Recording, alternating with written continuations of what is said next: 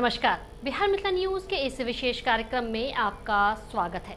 मैं हूं तलत परवीन। दरभंगा में आज वट सावित्री पूजा को लेकर के महिलाओं की काफी भीड़ दरभंगा के विभिन्न वट वृक्षों के पास देखी गई, जहां महिलाएं विधि एवं परंपरागत तरीके से सजावट के साथ पूजा अर्चना करती देखी गई। इसमें फल के साथ वट वृक्ष के चारों तरफ एक धागा बांधे जाने की परंपरा है। कहा जाता है कि यह पर्व सावित्री सत्यवान की कथा पर आधारित है।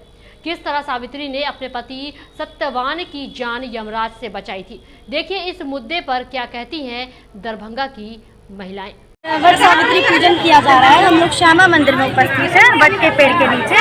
सावित्री का पूजा करने आए हैं, वो सावित्री जो अपने पति को यमराज से भी छीन कर ले आई थी। ये एक बहुत प्राचीन कथा है जो खासकर मिथिला वासियों के दिलों में बसती है, जिसके ऊपर लोग आधारित मानकर, आभार मानकर कहिए या अंधविश्वास भी कहिए, इसे मानकर यहाँ पूजा करने आती हैं। व्रत अपने पति की लंबी उम्र के लिए, उनकी लंबी उम्र की कामना के लिए यहाँ व्रत करती हैं, दिन भर का उपवास करती हैं। यहाँ प्रसाद वर पूजा में उनके आधार को मानकर वट और गुड्डा गुड़िया चढ़ाए जाते हैं, जो कि सत्यवान और सावित्री माना जाता है।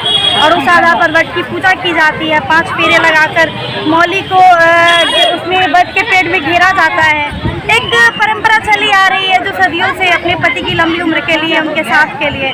तो बस वही आधार पर, क्योंकि इसी पेड़ के नीचे सत्यवान की मृत्यु हुई थी। जब लास्ट क्षण वो अपनी सांसें भर रहे थे तो वट के पेड़ की लकड़ियां ही सावित्री काट रही थी, जिसके पेड़ के नीचे ही वो विश्राम करने के लिए लेटे थे, लेकिन वो बेहोश हो गए थे। और उन्हीं की गोद में, सावित्री की गोद में उन्होंने अपने प्राण त्याग दिए थे।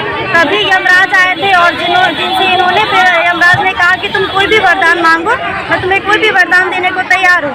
तो जिनमें से सावित्री ने 3 वरदान मांगे थे, उनमें से एक आखिरी जो वरदान था वो कहा था कि मुझे मैं एक पतिव्रता स्त्री हूँ और ब्रह्मचारिणी हूँ, मुझे मेरे पति द्वारा पुत्र प्राप्त चाहिए, पुत्र प्राप्ति का वरदान चाहिए। तो जिसे यमराज ने तथास्तु कह दिया था, जिस कारणवश है कि उन्हें यमराज वापस लौटाना पड़ा था, क्योंकि वो सत्यवान थी और 21 दिनों से वो ब्रह्मचर्य का पालन कर रही थी।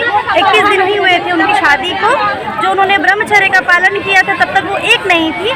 तो वही प्राप्ति का वरदान मांगकर फिर वो यमराज से अपने पति को पालन किया। ज्योति महासेठपुर में।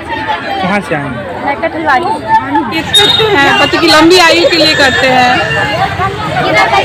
उनकी आयु लंबी हो, हम लोग भी उनके साथ खुश रहे। आज चढ़ाते हैं जो फल होता है, अभी का जो सीजनल फ्रूट्स होते हैं, आम, लीची, पंचा भरते हैं, दान का सामान चढ़ाते हैं भगवान जी को, और पंखा हाँकते हैं। वही पंखा पति जी को भी हाँका जाता है।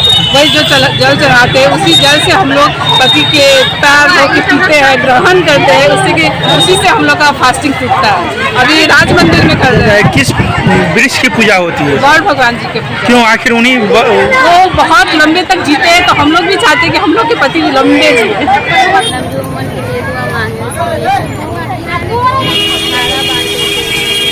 पूरे दिन रात में फल फूल खाएंगे। कल सुबह आम रहता है, केला रहता है, लीची रहता है, सेब रहता है, जितना फल होता है सब रहता है। हम 2 साल से ही करते हैं। 2 साल से। क्या नाम हुआ आपका? कहाँ से आई हैं? पति की लंबी उम्र के लिए सब पूजा करता है। हम लोग 10 साल से कर रहे हैं। हम लोग जब तक पूजा नहीं करते तब तक निराहार रहते हैं, पूजा करते हैं। हर सुहागिन स्त्री करती है इसको, पूजा को। इस दिन होता तो महादेव पार्वती का पूजा। इसमें वही है कि पति के दीर्घायु का कामना किया जाता है।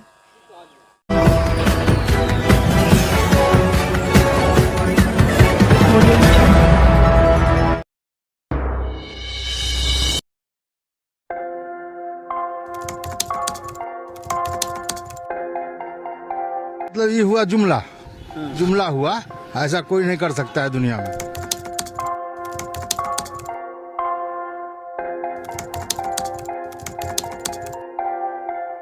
वोट बैंक के लिए तो कोई कुछ कर सकता है। मतलब वो इलेक्शन टाइम है, डोर टू डोर आएंगे, कहेंगे कि ये वोट